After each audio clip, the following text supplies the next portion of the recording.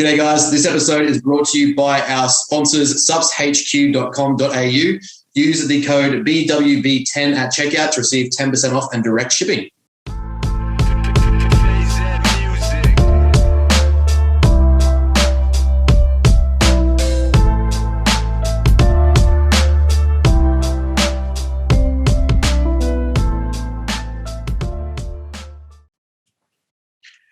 Howdy guys and girls, welcome back to another episode of Bros with Brains, here as always with co-host Mr. Benjamin Mayfield Smith, also known as Benjamin Button. What's going on?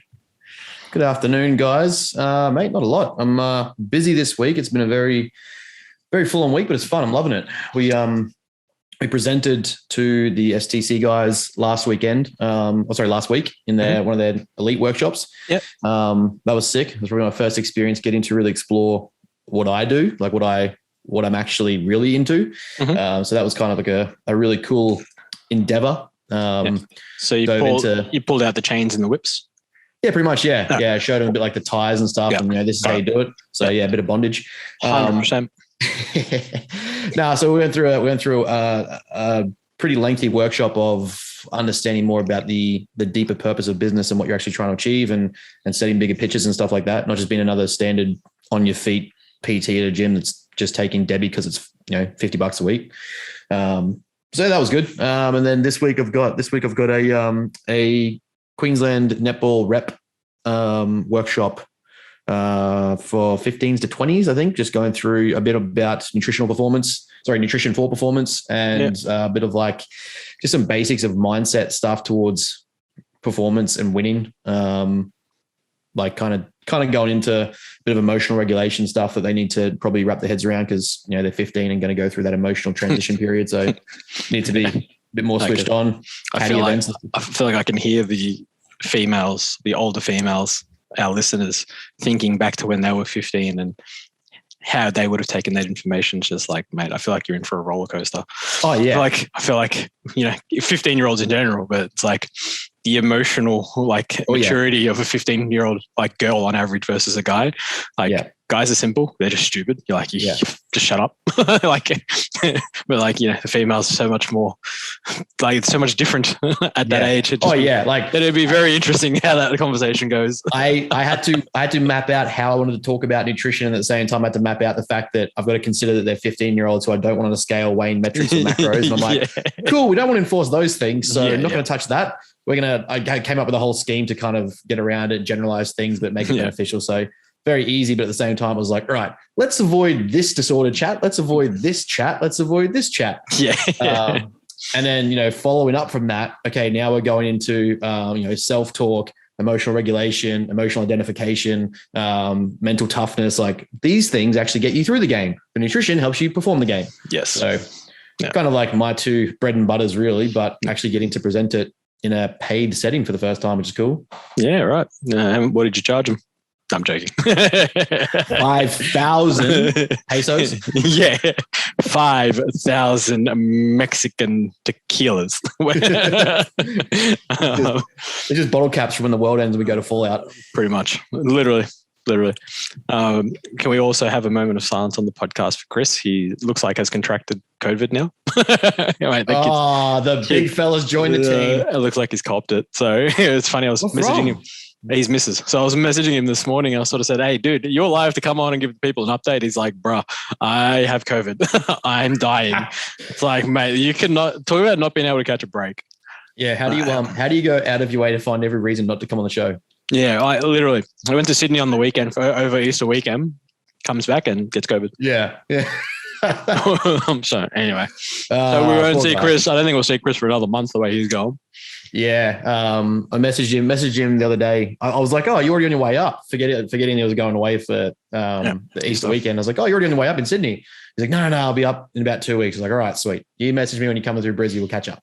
Yeah. Make it a Wednesday at 1:00. We'll do the podcast. Just be around and just fuck it. Do it off your phone. Yeah. All right, guys. Here's Chris. Don't even tell him. He's like, hey, people. Anyway. No, other than that, well, what else? We got the 6 weeks macro tracking course done. Really trying to encourage eating disorders and 100%. teaching people to become obsessive with tracking metrics in their life. It's a horrible thing to do, but I love it. You want to be paid to teach people, to give people an eating disorder. I mean, you're living the dream. Literally what I do. It's the definition of why I get up in the morning. Yeah, pay me to give you the problem, and then pay me more to fix the problem. Exactly. It's a double-edged sword. Yeah. Only I'm the one holding the sword, and you have to get stabbed by it. Exactly. You create the problem, create the solution. Win-win for everyone. Yeah. Isn't that fitness industry 101? Literally. Salesman. I'll inject you with the toxin and with the poison and sell you the cure. 100%. I don't know how else you're supposed to do this. Isn't that like marketing 101 and sales 101? Yeah. 100%. You just fear sell everything with a problem that doesn't exist, and then establish the solution to that problem that you happen to have and make a lot of money from it. Yeah. Exactly. And then just swear calorie fucking deficit, bro. And throw in that over and over again. With a couple of, language bombs in there, and you're sorted. But anyway, what a world we live in. So it's been good. Everything's going.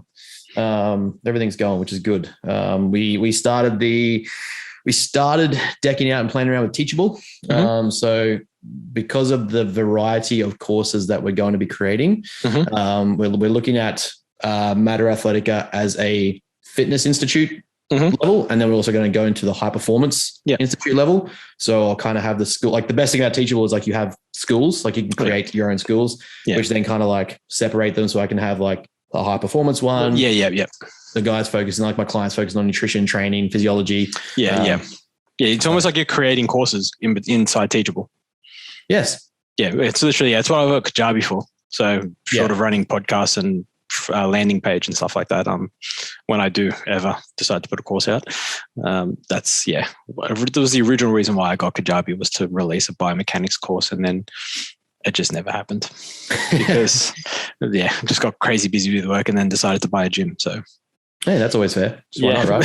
It's like in the process of, and then doing bought a gym. It's like the same thing with Chris getting on the podcast. It's the exact same thing. Coming, competing. Coming, sick. Coming, tired, need a break. Yeah, like literally. But anyway, shit happens. Here we are. So that's going to be fun. I'm like, we've already trademarked the name, the Matter Institute, so it's going to be pretty cool. You can start to deck it out and design, theme, color. So it's literally just going to be like plugging into the website already. It's going to be like, cool. Our students go here, our clients go here.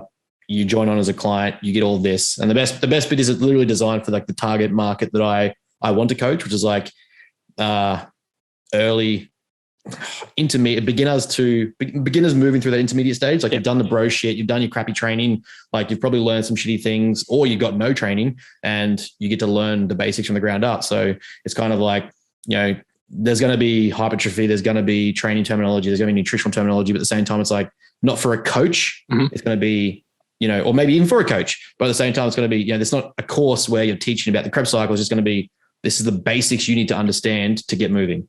And what I wish I knew 5-10 years ago.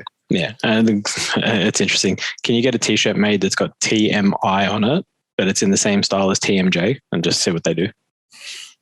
The Matter Institute. I like it. Yeah, TMI. See, marketing 101. Yeah. Brooklyn, you're fired. I'm taking I'm taking over. I got this. add that to buying a gym, and I'm now doing marketing. And I'm never releasing a biomechanics course ever. But anyway. It was interesting. Like the more I speak to people on how little they actually know about why they're training, or like the reasons or the mechanisms of training. I was like, I'm understanding that some clients just want to simply get in and smash it. But at the same time, like a lot of the guys I'm already working with want to apply this stuff to other people they know, give it to friends. A lot of the guys that I have are trying to share their nutritional knowledge now with their kids and their family. Like, how can we all eat better, be better, do better, know better? So it's like, cool. That's a common thread. And most courses that I have engaged with are either for coaches or for you to upskill to be a different coach.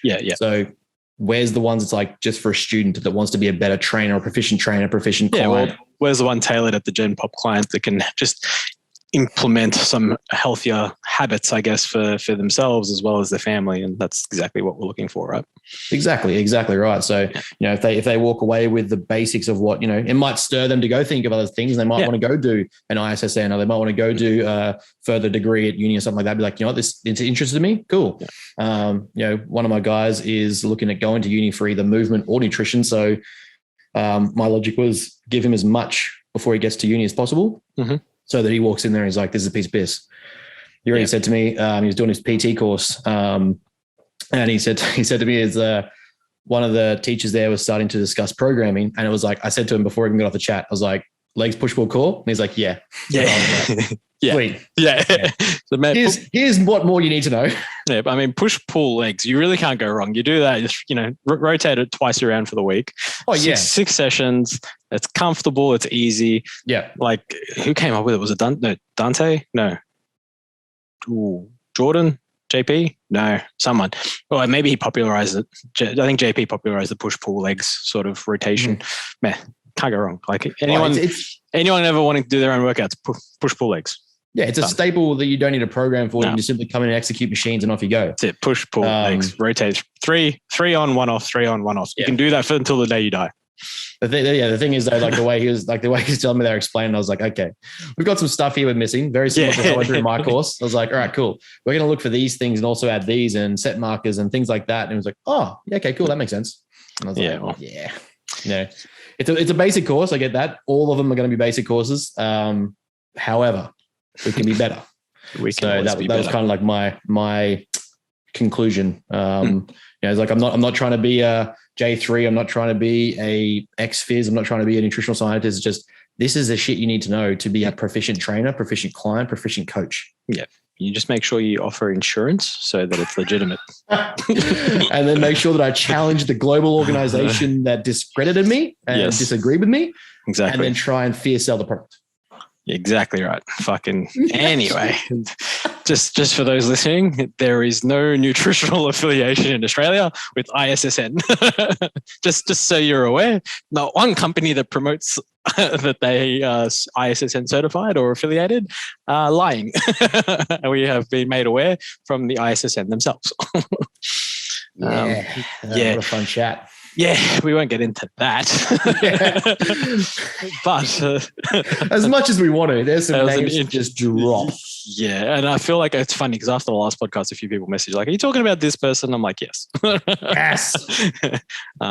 And I feel like he's rubbing a lot of people the wrong way. But I feel like after that, if it gets more publicized, we'll find out. I doubt it though. Let's be real, because in context, like no one cares. Yeah, really. Like this is the key that we always talk about. Stay in your lane and just keep to yourself. Yeah, like we care because it's fun. Well, yeah, but as I had written on the wall, and it's now on my my Notion, like my company values, company direction mantra, is focus on the product you're putting out, focus on the service that you're creating, focus on the clients you have. Yes. When you go after other people and you start trying to big note yourself and big name yourself and cause problems, the problems come back to bite you. Yes. Like if you just focus on being better, then all you can say when you go to bed is that I am doing the best I can to be better at my job or better in the industry. I do wonder, and I was thinking about it yesterday. I'm like, I wonder if all those who enrolled in this particular course under the guise of, well, we are now ISSN certified and affiliated, I do wonder, could they be up for being sued? That's a potential.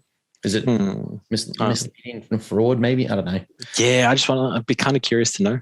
Well, at least you want to follow up with questions about, look, can I get some cash back? Yeah, that's what I'm getting at. At the very least, you know what? Give me my money back. I'll just go do the ISSN. Yeah, you're a fucking liar. Yeah, I'll just print out my cert and show you. Yeah, I mean, I've got my ISSN. I've got it somewhere. It might be behind me somewhere. The best bit is they email it to you, so you got a hard copy forever. You can't get it now. Literally. I'll just go do their once a year seminars. Yeah, I've got the PDF file on my phone. Yeah. Yep.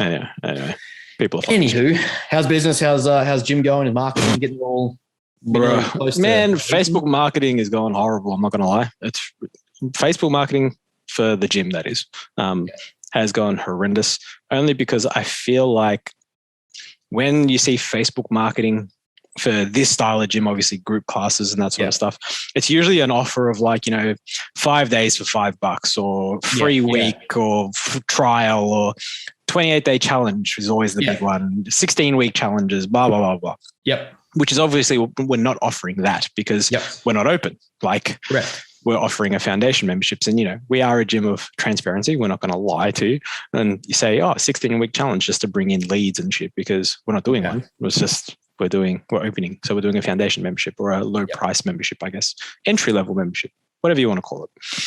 So the leads coming in, or like there's not many, if any, coming in from that perspective. However, we are now over 70 members signed, which is always nice. Brilliant.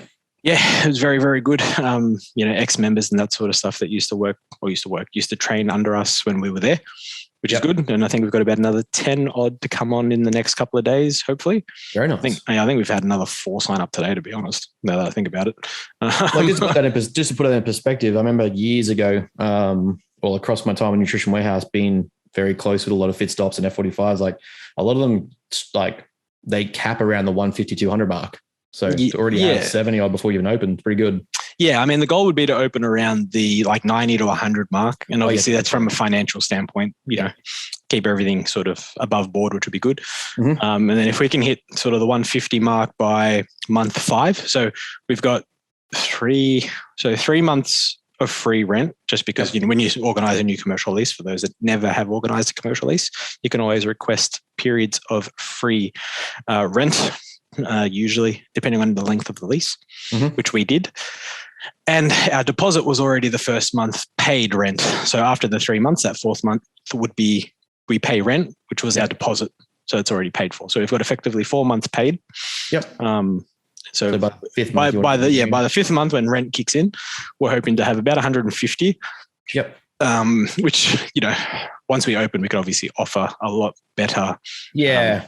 A lot. We're going to have better offers, for Facebook marketing and that sort of stuff, and social media marketing. So it makes life a lot easier.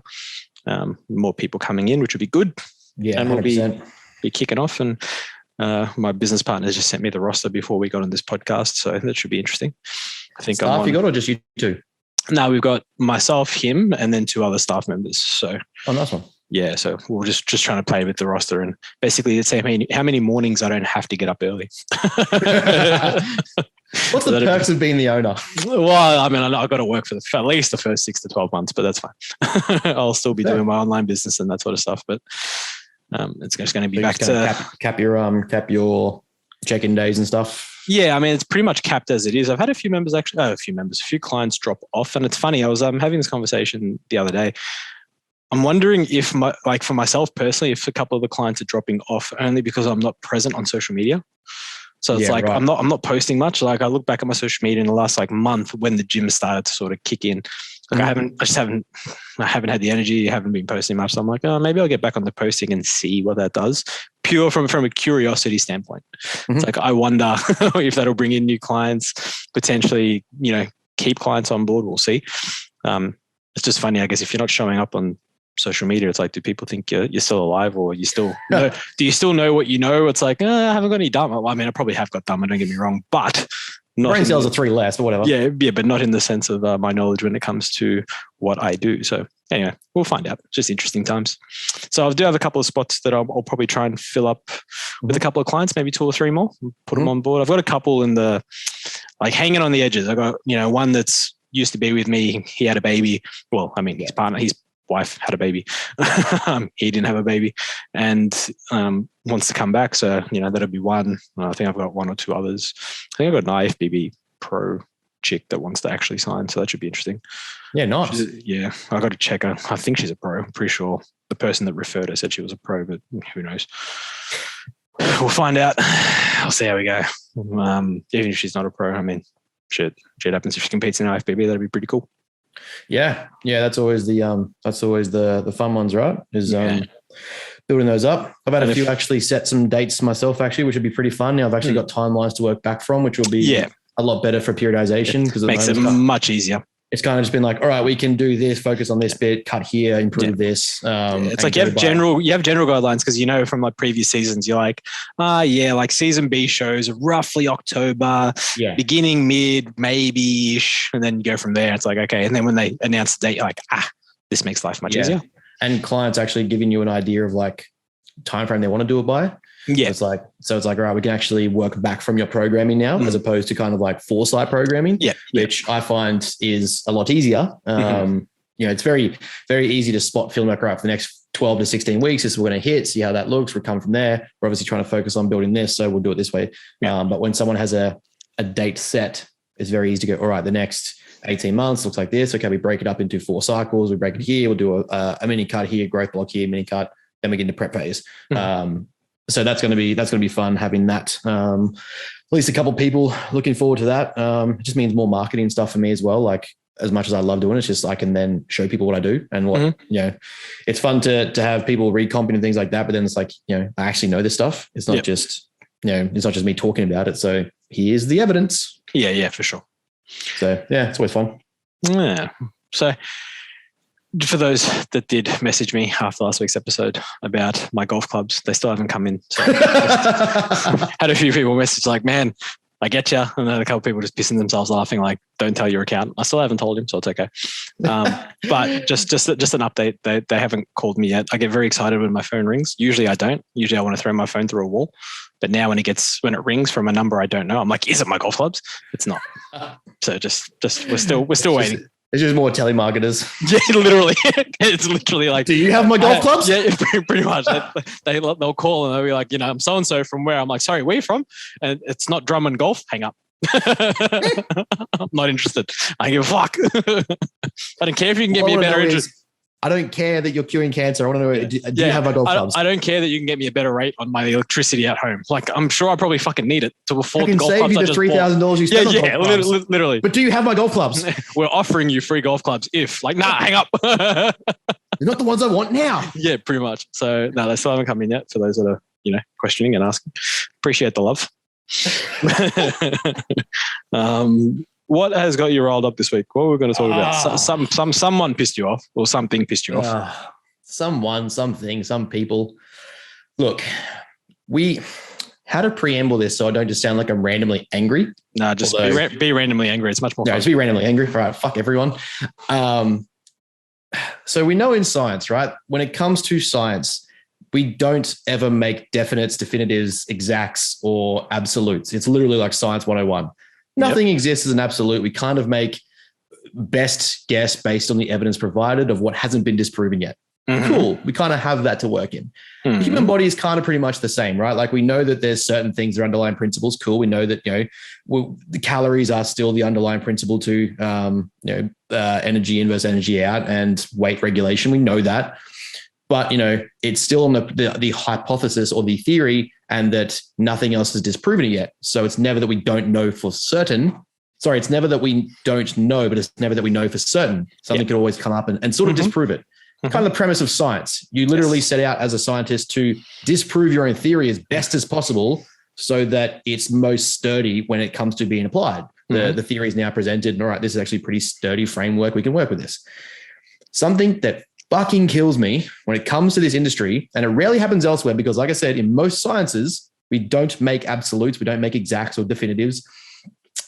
People work in black or whites and make absolute statements, whether evidence-based or not, make absolute statements, and then when challenged on the absolute statement, imply that it's my job or that it's the person's job to simply go and find the evidence to back up what they said or that their position has been made and therefore, usually because they've got a large following, that the assumption of knowledge is on them. When the position has been challenged, usually the person making the statement has the burden of evidence to provide the reason how they got to it. It's literally extraordinary claims require extraordinary evidence. So you need to provide the evidence if you make the claim. Yes.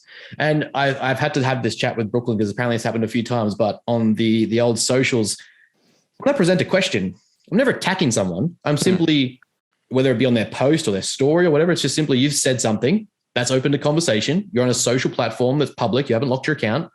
I see it. I'm going to engage with it if it's worth questioning or challenging, or you're saying something I don't agree with that is potentially limiting someone's buy-in to changing their health or improving their performance or being better. I'm just going to question it. How did you get here? When I'm doing that, I'm not trying to be a dick. I'm not trying to be rude about it. But if you've made an absolute statement and I say, hey, look, I disagree to this. This is how I see it. And this is where the evidence seems to lie. And this is a position that you can work in or a frame that you can work in. You've made an absolute of two ends as opposed to a spectrum. I don't think it works that way. When you make those statements and it potentially costs someone being like, oh, well, this person said it has to be X or Y or X or Z. There can't be any Y in between. I guess I better not try because I don't know, or, I can't do those things, so I better not do anything. I'm going to get a little annoyed because you're limiting people's ability to buy in, get involved, start, progress, get better, improve based on, you have 20 or 30 or 100K followers and you're evidence-based, but you're unable to account for the client-centric approach that what's done in the lab isn't necessarily done in the gym or done in the kitchen. So we have to be obviously weighing up of these things that the client comes into play, what they can do, what they know, what they have available. And it happened on Instagram the other day. I just got in this conversation and this guy just made an absolute statement. I think you may know him. I don't know. It's not even worth it's not the person itself that bothers me. It was just more so that we got into an app. Where am I going? Where am I finding this? I don't know if they listen or not, but Tyson the trainer, I think it is. I don't follow him. Yeah, but yeah. I think he follows me though. Actually, the thing is, I landed on an explore page, and then his marketing came up to me on social media. Yeah. And again, it's not him. I don't care. It's not that. It was that there was an absolute statement made. Which one is it? There's a post about if you don't hit veg, don't ever supplement or don't bother supplementing. How to hit your vegetable goals? No. Something like literally it was a dichotomous statement. And it was more like was it a marketing post that you questioned? Like a post that's been sponsored? No. It was a post on his page. Yeah. I think it was this guy. It was a post on his page and it was like, if you don't hit your greens, don't bother touching supplements or something. And I was like, hang on, man, there's 40,000 different reasons why. Yeah. I see the post. Hold on, let's have a look. And the thing is I don't care. It's not me attacking someone. I don't care about the person. I haven't got a person. I just don't think dichotomies or false dichotomies are necessary for health and nutrition when we know there's so much gray area in between. And this is for everyone. Again, not him specifically. I don't care. That conversation's done. It just happens every time I have the conversation with someone. They get fixated on their opinion. And the second you challenge it, it's kind of just like yeah, but nah, that's not what I meant. Oh, but nah, you're misinterpreting. Oh, but this. It's like, well, man, you've left it open to context. So apply the context. Two is all the sports supplements people want to take to make progress, but they can't even eat good. Okay. So it's obviously being misinterpreted. Yeah, but the thing is how to interpret it. It was literally just a post. And then it's 3 scrolls down. It was like someone talking about greens, nah. And I was like, well, okay. This doesn't work. Okay. Anyway. And again, less about the actual intensity of that conversation, but more so that happens every time we have these conversations where someone's got a fixed opinion and it's like, yeah, cool, you got a presence or some followers, whatever. And following up from that ends up being no, I'm right because I said this. It's like, yeah, man, but there's 41 different reasons as to why that statement is wrong or has variables that you're not accounting for. And you just saying, calm down, big fella, doesn't actually solve anything. It's not a backed up position. Yeah, I don't follow him for the majority of his stuff. I find is to be quite crap. But I've been told about his page. He follows me though. Cool, good on you. Thanks, bro. Again, I don't care about him. It was more so that the post itself. Yeah. It's the way that the fitness industry runs these conversations. Him and a few people similar to him. I feel like very, very, very intelligent. I feel like he's quite a knowledgeable dude from what I've seen. It's just being on social media, you want to try and get people's attention, right? And obviously the easiest way to get people's attention is to provoke them. And you provoke them with obviously posts and wording of posts. So to get someone's attention to read it, whether that be, you know, a good or a bad thing. Like the idea is, you know, for those that don't know, the algorithm works on people staying on your post. So the more people that land on your post and stay on there for longer, the more it gets pushed. And that's why they tend to do well. And so posts that people really like are usually posts that people hang around on. So whether it's a reading post or a video or whatever it is. And that's what obviously he's done, because it's a very provocative, it's a very provocative title that you first see and come across. And I mean, that's what grabs your attention, right? So the thing to me though, too, that the amusing part is like the circle jerks that exist where it's just everyone's like, yeah, fuck yeah, that's so true. And I'm like, sorry to be that guy, but it's not. Yeah, but there's heaps of those from, you know, the most advanced guys to like the beginners. Like, oh yeah, for sure. It is what it is. People are always going to have their little group of support that share, you know, a very similar philosophy. And it's always those that go against the grain that seem to be the ones that actually provoke thought. And it's like, well, yeah, like the best example is always like, you know, Eric Helms, Liam Norton and all that. Yeah. Then you got McDonald on the outside. It's like, you're all wrong and here's why. Yeah. And it's like, I'm right because here's the research to show you that I'm right and you're all wrong. So when you're all wrong, and admit it and let me know. that was the thing to me, right? Like let's say you, and like by all means, educated dude, don't know him, nailed his field, whatever. Let's say you've absolutely, in all aspects of your life, you've nailed every aspect of nutrition you could possibly know, which is borderline impossible and it's not going to happen. You then have to account for the fact that we have the psychosocial models that start to explain human behavior and why these certain things that you're saying as dichotomous existences or dichotomous decisions or choices is just simply wrong. It can't work that way. And so like, to me, it was less about, I understand what you're saying. It was less about, he's made a provocative post, I'm going to go in to stir the pot.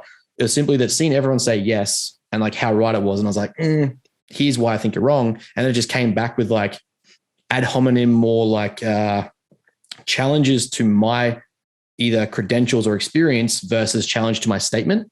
And I was like, this is not educational. It's not debate or discussion. It's just simply. Yeah. I mean, that's going to happen, I think, with those that maybe also first get defensive, because at the end of the day on social media, whether it be a public profile or not, like no one wants someone questioning their post, right? Like, so first and foremost, you're going to get on the defensive and be like, no, what the fuck? And then how you handle that is, I guess, you know, each their own, but is what it is. I've seen worse, put it that way. 100%. Again, it wasn't that post specifically that I'm like, this is pissing me off. It's the mentality behind the defense of the post and defending of the position instead of actually, you know, challenging and actually using evidence. Exactly. And to me, that's like, I literally just would have been open to the conversation, be like, yeah, man, you've made a statement, but here is what I think. And I think like, if you're open to the conversation, I just think you're wrong. And once I saw that it wasn't open to the conversation, I was like, I'm done. Like you've stopped the progression of discussion based on the fact that you clearly like either don't want to be challenged or don't want to have a discussion. I don't know. But I feel like those ones are good. Those challenged ones are good if you maybe like DM them instead of putting it on their post, and maybe even on their post to say, hey man, I sent you a DM about this, or just have a question or something like that. So they see it. No, I disagree because you've made a bold statement on a social platform that's open for everyone to see. If you're going to defend that position or have that conversation, you should be free to do it in a continued social progression, because then you're hiding the actual conversation and people who land on your page might not see both sides of the conversation. Yeah, I mean, I get what you're saying as well. Just how I think how I would be approached if that was the case. It's like depending on the context of the approach, I guess that's probably where it'd be. Yeah, fair. And like again, this is what I said to Brooklyn. Like, do I need to work on how I come across to a position? And it's hard to convey tone via writing a fucking. Yeah, like I'm never aggressive. I just get excited. I'm like, cool. Like, okay, you're going to chat about this. I literally did this for 5 years. Let's talk. Yeah. And then like whether that comes across as like, oh, this guy's been an asshole or. I mean, it is you. You're a dick. So. I mean, I'm not going to deny it. If there's a chance to have a conversation, I'm going to have one. But at the same time, like you also then have to realize that you've put your own internalized defense on my position to assume what I'm saying. Whereas like, if you just take emotion out of the conversation, I just read a statement and was like, wrong. Yeah, wrong. And here's why. Literally how you attack a position. The person's position. Yeah. But dumb, I mean, dumb, again, dumb. That conversation wasn't the be all end all of why I got worked up about it. It's just like, that's a representation. Yeah. That's like the example of why. There was I get you. There was like 3 others just in the week where I saw these statements. I'm just like, these people aren't open to the conversation. They're very fixed in their position. But at the same time, like what you're saying is just fucking dumb or wrong. Like, yeah, you're applying evidence and you're an evidence-based coach, but at the same time, like you're missing out so much nuance that you may as well not even say you're applying evidence. Yeah. I mean, at the end of the day, like I always say, if it's harmful, then say something. If it's just wrong but not harmful, don't worry about it. Oh yeah, like it's yeah, you know what I mean. That's my like now how I basically grade Instagram posts that I see. Yeah. Just like, is it wrong? Yes. Is it going to hurt people? Nah, fuck it. Is it wrong? Yes. Is it going to hurt people? Shit. Yep, I got to do something. Yeah, comment, do something. And like the approach I have to those is not like I'm emotionally worked up, I've got to attack this person. It was more so like, okay, let's have a discussion then. If like that's because all I see is a circle jerk of people, but I see that they're all wrong or applying their own applied biases or knowledge to the situation, not looking at the bigger picture of like the client doesn't have your degree knowledge of nutrition or fucking understanding of physiology or exercise. So let's have that discussion. And maybe someone lands on this and sees the conversation. Yeah. Obviously that's not always welcome or whatever. That's not how it always goes, but that's always my intention if that's ever what I'm doing. And chances are if I'm having that conversation, we'll hold in the toilet. So, you know, be mindful of that. I'm just passing time. Yeah, literally. It's like, where were you at the point of commenting on this post? I was chilled. I was very relaxed. I was taking a dump. No, you were clearly stressful because I know your diet is horrible. So you were very, very stressed at that time. You're very backed up, and that's why you're drinking coffee now. Because as soon as you're done, mate, you're ready to go. Not even true. You just need to calm the fuck down, mate. Yeah. Stop being so worked up by conversation and trying to stimulate thought. Can you stop taking injectable Debo, please? Like we had this conversation off camera. Jesus. I make no promises. Yeah. It's in my eyeball, my tear duct. Should we move to questions? Yeah, let's do it. I did have a couple of questions that actually I had on my Q&A, but we can just answer them here because why not? It's fun. Yeah. I didn't get to them last night because people put them in late and I couldn't be bothered. Sorry. In your opinion, what's a good cycle for a first-time user wanting to get into PEDs? Test. All of it. Send it. Yeah. I mean, I thought this would be an interesting question, obviously, to answer on the podcast for those that are listening that do consider PEDs. You always want to start with the minimal. You want to monitor the minimal, its effects on your physiology, and then adjust based on goal and tolerance. That's the easiest way to go about it. So usually tests for guys, test an antate, easiest way. Start, you'd probably, as much as I don't like to use the milligram per kilo anymore, easiest way to do it is start at like a milligram per kilo. Take an antate, so you can do that once a week, break it up twice a week, whatever you want. It's not much if you're doing 1 milligram per kilo. Get bloods in like 12 weeks, see where your testosterone levels are at, and then adjust accordingly. You don't really want testosterone levels to move too far outside the physiological realm or whatever the range is, purely because you need testosterone to aromatize, and its aromatization into estrogen is what keeps you relatively healthy. And then you use other PEDs to yield effects for muscle growth and whatnot, because all AAS accrue protein at the same rate, give or take. A lot of people don't realize that. And then you hear things like tren is 5 times more anabolic than fucking testosterone, and it can't be more anabolic. You know why? Because it's a SARM. So just shit like that. We won't get into that conversation, but just for those listening, I keep getting asked, like, isn't this like 5 times more anabolic? It's like, no, it's a SARM. Can't be. It's not how it works, but that's fine. Weed. Why is my stash at the moment not getting me stoned? Because it's not weed. It's probably something else. Like, yeah, it's probably very shit grass. It's probably literally just grass out of someone's backyard. Yeah. What's the word? It's a non-hallucinogen strand that they've just cut or not grown properly. Yeah, or it's literally from like someone who mowed the lawn and they just pulled it out and decided to. Yeah. That looks like a bud. Sell it, bag it, and sell it. Waist trainers. Why is the hype so high for they actually work? I feel like we've answered this before. Yeah, we've given this a fair crack. Waist trainers are an interesting one. So do they do what they claim? And when the claim was they make you skinnier? No. Do they keep you in tune with potential breathing and keeping more control of your waist? Maybe. That's really about it. They seem to give you a more conscious thought to your actual waist. So if, as a bodybuilder or whatever it is, as a physique competitor, not physique, what am I trying to say? Not a bodybuilder, but, people that compete in bodybuilding in any category. If they need control of the waist, which I think every category does, using a waist trainer can help with control of your waist because it keeps you mindful of it. It's probably about it. Yeah, it's one of those nuances. I have this like a similar stance with things like pre-workouts and stuff. Worst case scenario, people make the arguments and it's not to make it about supplements, but worst case scenario, people make an argument like pre-workout's a waste of money. Well, to me, if $50 of a pre-workout means you go and train the fucking house down for a month instead of buying piss or buying takeaway and doing other things that aren't going to help your physique, well, I think it's pretty good $50 at the worst case scenario.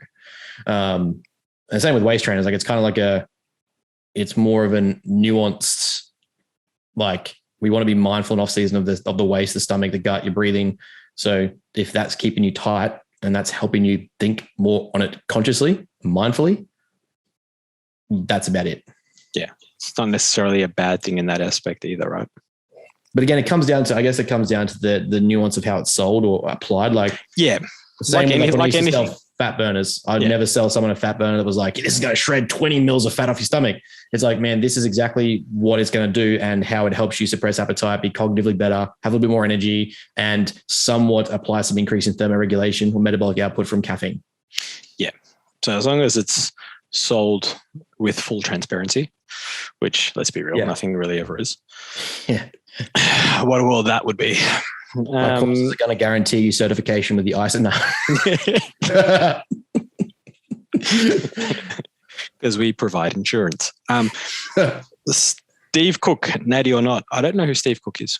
No, he's not. He used to be an IFBB physique competitor.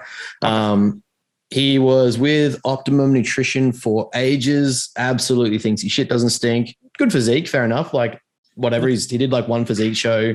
I think he went maybe pro or won a national or state. I don't know, whatever it was. Like he did something. Let's have a look. The IFBB. He's got like millions of followers on Insta. Yeah, he's got 2.2 million. Yeah. 2.4 million. I'll take that back. Let's have a bit of a look-see. Who is this bloke? The problem happened when he got so important that when all the actual pro bodybuilders started doing signature series, he wanted Optimum to do a signature series for Steve Cook, and they said no. And so he took his self elsewhere and wanted to make his own supplements or clothing line or whatever. It was a whole thing, but yeah, pretty much like an influencer wanted a signature series, and everyone's like, nah. I mean, looking at him.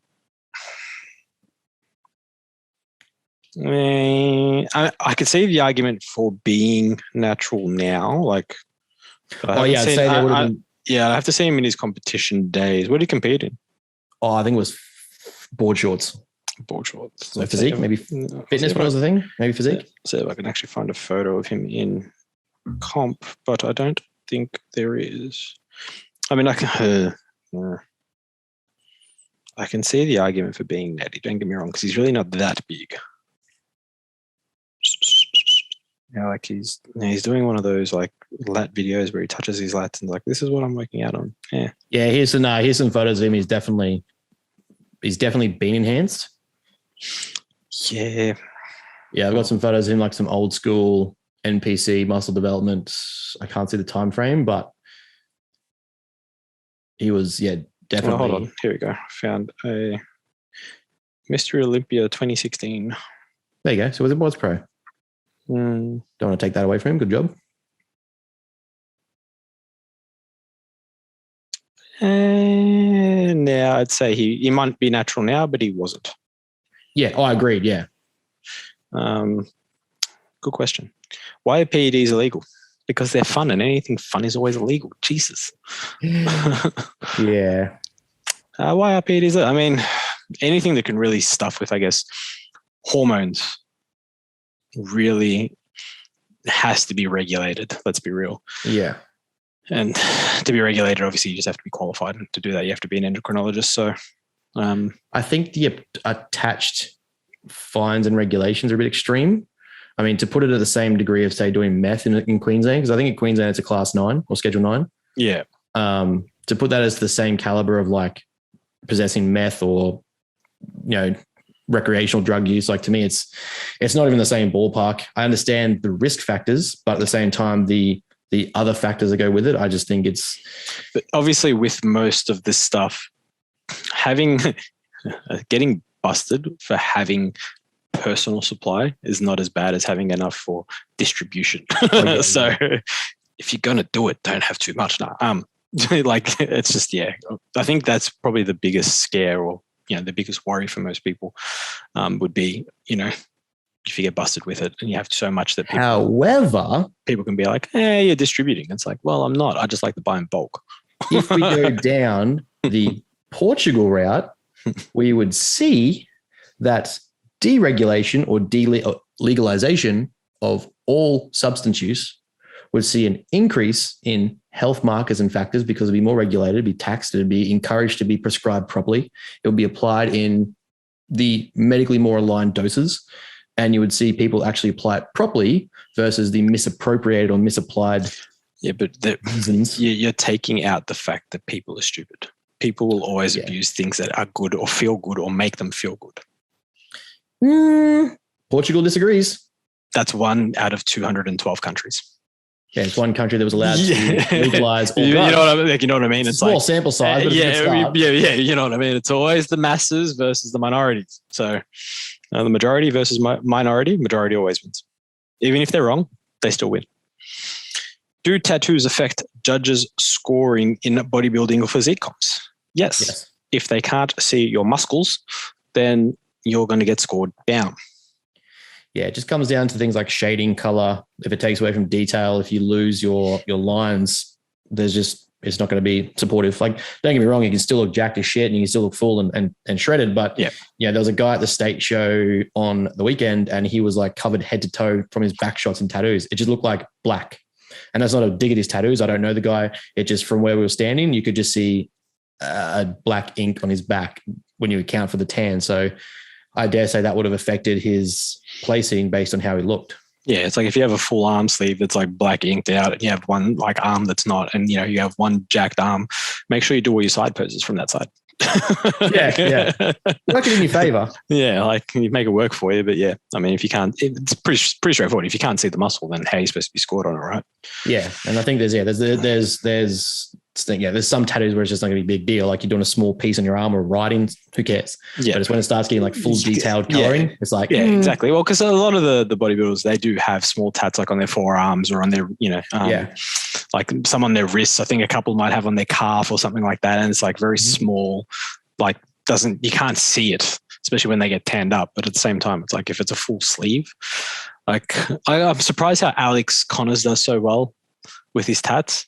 Yeah. Like, but again, it's kind of interesting because it doesn't take away from his physique that much. Like, yeah, they're not fully shaded in. Yeah, and they're like in interesting spots where it's like you can see them, but it doesn't take away from the physique itself. Yeah. So you just got to be very, very, picky with where you put them if you plan on competing and having tattoos. Yes. Because Nathan D'Asher as well has a few tats from memory, and it works to his favor still. Yes. Is Scaffy still going to compete? Not with the gym opening and with my pancreas at the way it is at the moment. Excuses, ladies and gentlemen. Pancreas is fine. I mean, it depends what you're going to compete in. I might compete in golf. No, kidding. Does performance enhancing matter in the PGA? I mean, I wouldn't be surprised if they take some sort of neural enhancers. Just modafinil all day, every day. But yeah, not any. I mean, even with the gym, like, even if I had a good pancreas, like the gym, like no chance. Like not this year. Let's be real. We'll see what happens next year. I'll never say never, but it's not going to happen probably inside the next 8 to 12 months. Yeah, buying a new business really puts a dent in that. Why do behind the head lat pull down? I don't see a valid reason to do it, to be honest. Don't. Yeah. No, I got nothing. I've seen people do it, and I think I've seen I think I've seen coaches try to justify it. It's just going to hurt my neck. I'm going to end up with a headache. My traps are fucking tight. Yeah, the shoulder range, the range of motion that you need in the shoulders to be able to do that effectively isn't worth it. And there's much better exercise selection. So it's like, it's not to say that you can't do it. It's just that there's usually a better exercise to hit whatever it is you're trying to justify why you're doing it. Yeah. Are Fuad's ideas on safe bodybuilding good or bad? I don't know if you've listened to his latest or his couple released podcasts that he's done, the last two, where after Cedric passed away, they were talking about how to mitigate deaths.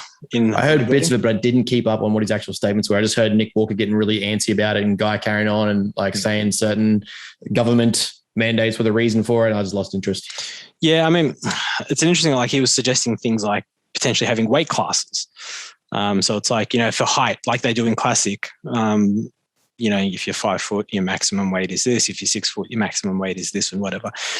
And then someone had proposed the thing saying, well, that could work, but then people will be trying to get obviously extra diced, and that could potentially lead to more deaths because there's probably more risk in that than there is in, I guess, growing maybe or whatever it is, which I don't know. The argument then was, well, all these massive guys are still aiming to be as diced as possible. So I don't think that'll change. Like that thought process hasn't changed. Like no, whether they push it more than they have, I don't know.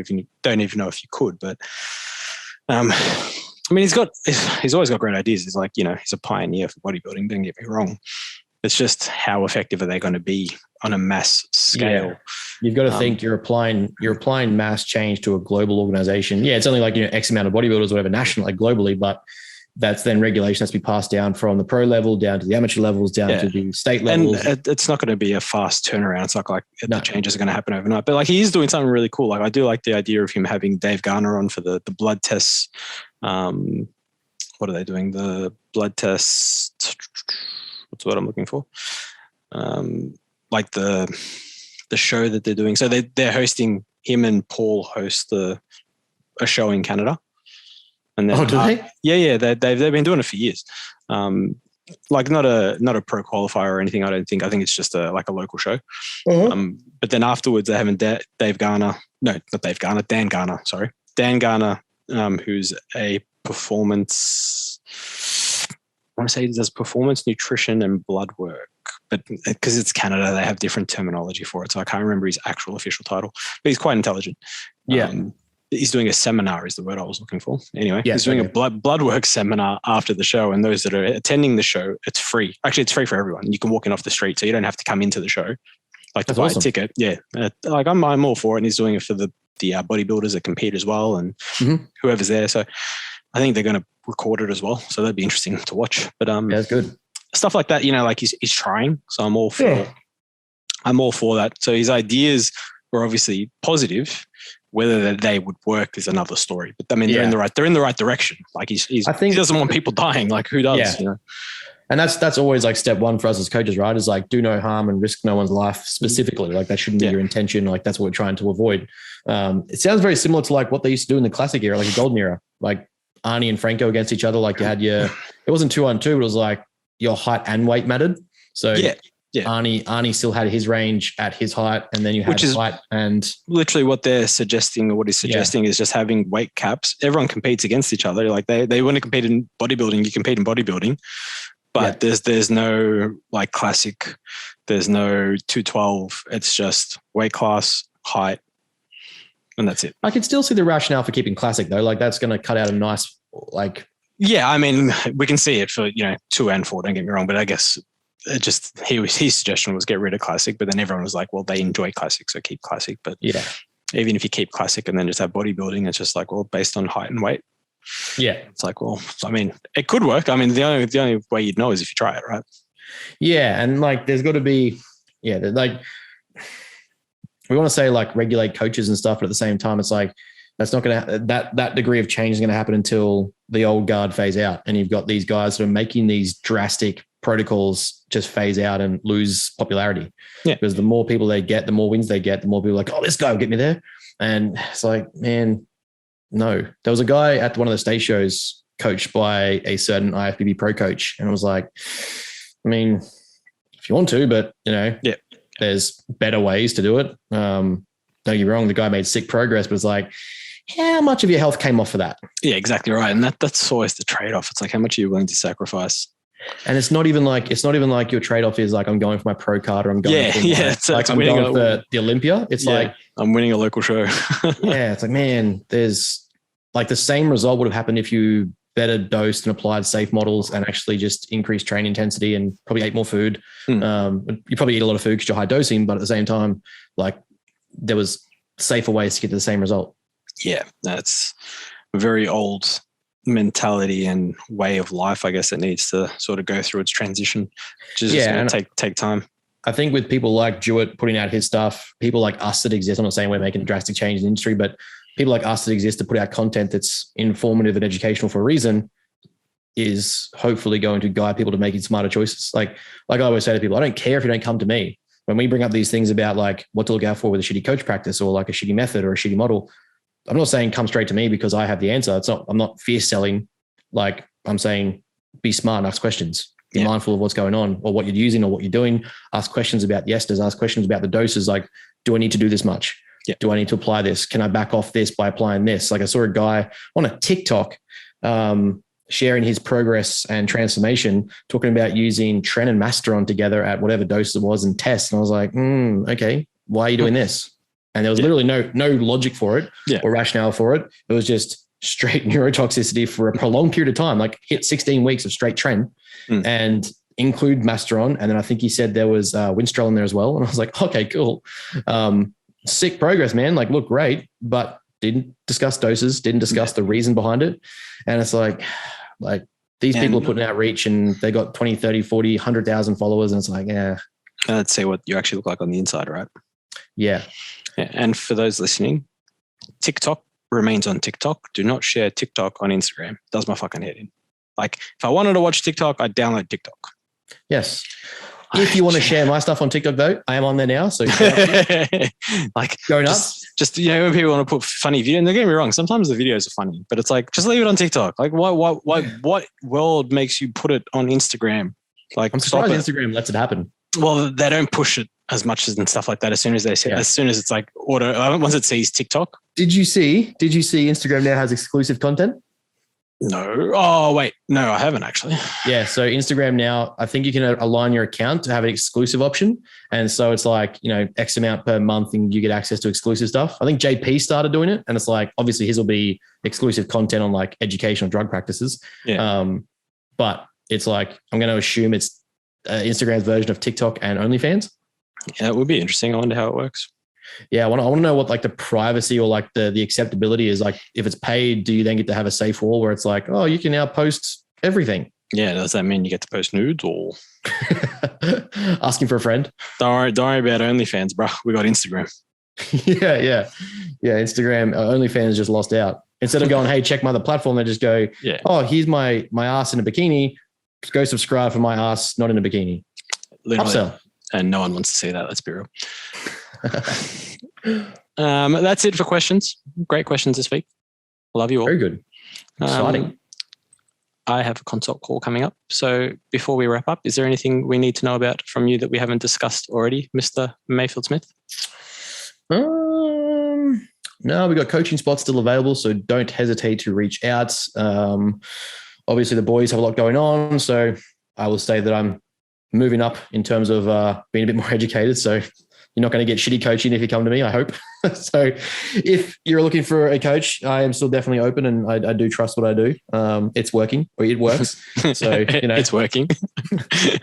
No one's dead yet. So I guess is that the baseline we go off? Win. Yeah. So just that we're about to, like I said, move to Teachable. So I'll start advertising that when it's actually updated and on stream and you can access it and that sort of thing. So that'll start getting amongst the educational content as well. So yeah, that's about it. Beautiful. Not much going on with me, just trying to get this gym open and put out more content on social media. So yes, I will bring back educational posts and all that stuff. I promise, for those that keep asking me, bring back educational posts. It's like, fuck. Okay, I will. Jesus. Don't have to fucking hassle me. Sign up for my membership. Yeah, pretty much. I mean, I do have my newsletter that I still do weekly. So if you want to jump on that, it's just a bit of a laugh. Usually some training Usually some podcast referrals, and then a wine of the week because, everyone likes red wine. A wine of the week. 100%. 100%. Man, I didn't even know that he did it or anything like wine that. Library. I've just got wine of the week. I thought it was just a great idea to get, break it up a little bit. And everyone's like, yeah, it's the best part of the bloody newsletter. I'm just going to start doing wine of the week reviews, bro. I'm just going to start drinking. There you go. Golf and drinking is my new business. Yeah. I'm going to review wines and review golf clubs. Game over. The elite strength of the wine that I'm drinking. 100%. And we're going to do it on a rating scale of 10 stars instead of 5. Anyway. I use the Michelin rate scale. Yeah, pretty much. All right, that's it from us, guys and girls. As always, if you have talking topics, message Ben and let us know. Catch you later, guys.